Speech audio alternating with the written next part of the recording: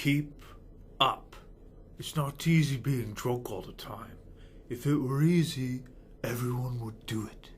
Alright, what's going on, guys? Trev back again, here to bring you another video. This one's going to be doing another character spotlight type of video on my absolute favorite character from Game of Thrones, and that is Peter Dinklage's Tyrion Lannister.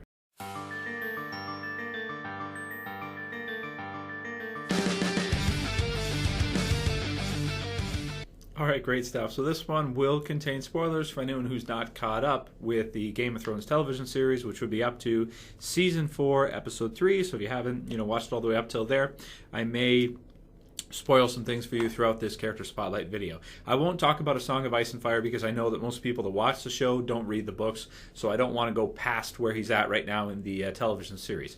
Of course, Season 4 is a heavy Tyrion season.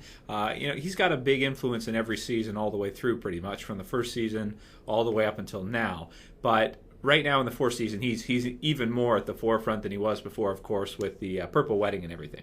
So that said, out of all the characters from Game of Thrones, Tyrion is my favorite now. By far my favorite. At first, he kind of started out and he was, the way he was portrayed as kind of like a whoring little crazy dwarf, that he had some great lines, would say some funny things, but he didn't really strike me as that deep of a character when we first meet him. It's probably the whoring thing and the drinking and all that, but as we go through, we kind of get a sense of how cunning he is, how intelligent he is, and just how much fun overall he is. Even though he's a dwarf, he'll still, go into battle and he'll do all these different things, and he's constantly fighting for his life, it seems, throughout the series in Game of Thrones. So I really like that. Of course, Peter Dinklage's performance as him just makes him my favorite character. If you had somebody else playing him, he may not necessarily be, in my mind, where he's at in terms of the series as like the forefront character for me. For example, there is a company, 3-0, they're doing action figures for Game of Thrones,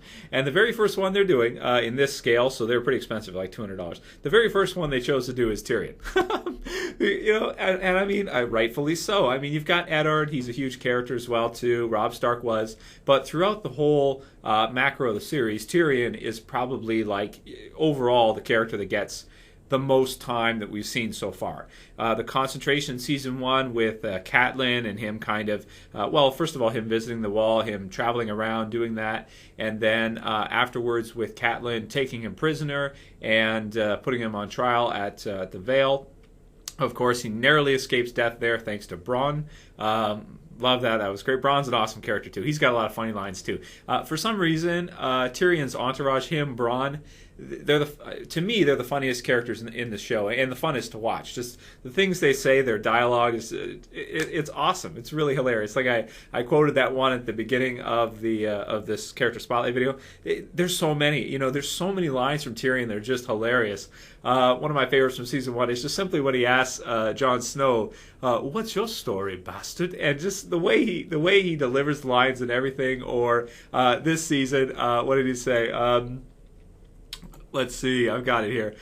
He said Tyrion and Jaime are drinking in Season 4, and he says, "The dwarf, the cripple, and the mother of madness." And just there's so many great lines that he says and the way he does it. It's funny to see him talk in interviews when he's just got a regular American, like I do, accent. But to see the way he delivers it, it's just absolutely awesome, hysterical. So all the way through the series, from the beginning up until now, fighting for survival, trying to survive in an unjust world, and finally it seems like the jaws of fate are closing on him, and he's going to be tried for the murder, and no doubt will be found guilty, which he already knows. So at this point in the series, I'm sure he thinks he's a dead man, and I don't want to get into any spoilers, so I won't talk any more about what's going to happen later on. But I'll kind of keep this character spotlight short. Some of my favorite stuff from him: the Battle of Blackwater, Hold First, and what he does there, really smart, really cunning, intelligent. The way he kind of accepts how imperfect he is, being a dwarf and everything. All dwarves are bastards in their father's eyes. And oh man, so many things about him just make him such a fun character, so fun to watch, so fun to see the way he gives it to Joffrey. The only character, as far as I know, to backhand Joffrey. Well, Cersei slapped him too, but like from Season 1, if you look back, he's got to see where he's just slapping him. He's just slapping Joffrey back and forth and beating him up.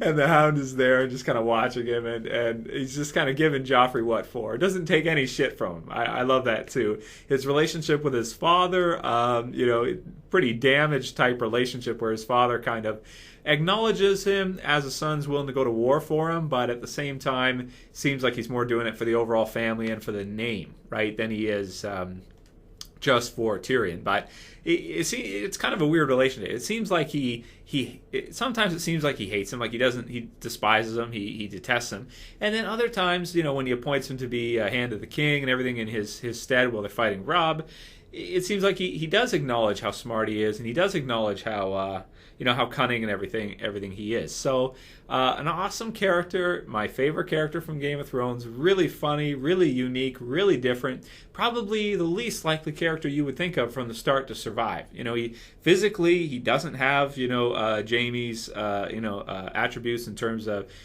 athletic ability, swordsmanship, or fighting, but he has none of that, and yet he's still able to survive even as standing hand of the king, even after a few attempts on his life with the nose, the cut, and everything with Joffrey and all that.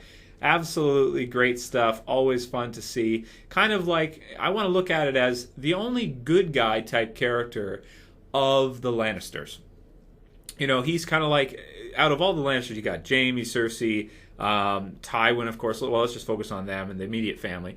And then, of course, Tyrion. So, and out of all of them, I would say that now they all protect their own. Everyone has to protect their own interests and everything, and Tywin does that. But out of all of them, I'd say the one that is the most honorable, or the most just, or the most ethical, or the good guy character. Simply, I like to simplify it to just say good guy.